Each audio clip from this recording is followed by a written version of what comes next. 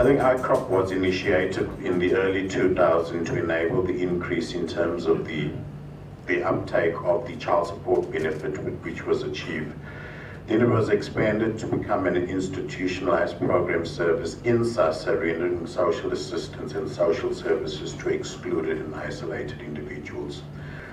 The objectives of ICROP, and I think ICROP, just to then understand it, it is an outreach program that is driven by the Ministry of Social Development. I would say that it's driven mainly by most of the ministries within the government of South Africa, and I think it provides a one-stop integrated service for the hard-to-reach population at their doorstep. And I think these include home visits to people over 75 years, people who are sick and frail.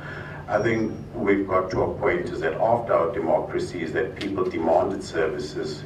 SASSA is a changing organization within the last 7 years, and I think the citizens in themselves are asking for an improved service, and I think they're demanding that service. Hence, it puts a lot of pressure on the administration and on the officials itself. I think it was to identify the socially excluded and isolated, to ensure accessibility, availability, adequacy, affordability, and acceptance of services. It was to promote development, poverty reduction, and social inclusion.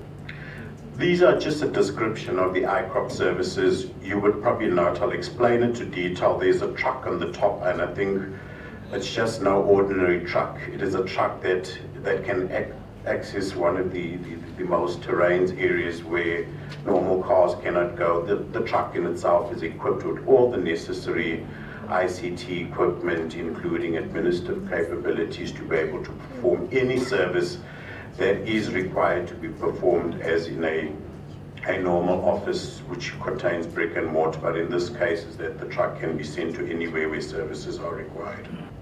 I think some of the lessons that have been learned is that scope the terrain of the isolated areas to avoid encountering the very problem seeking to be addressed, namely inaccessibility because vehicles are too large and roads are too narrow.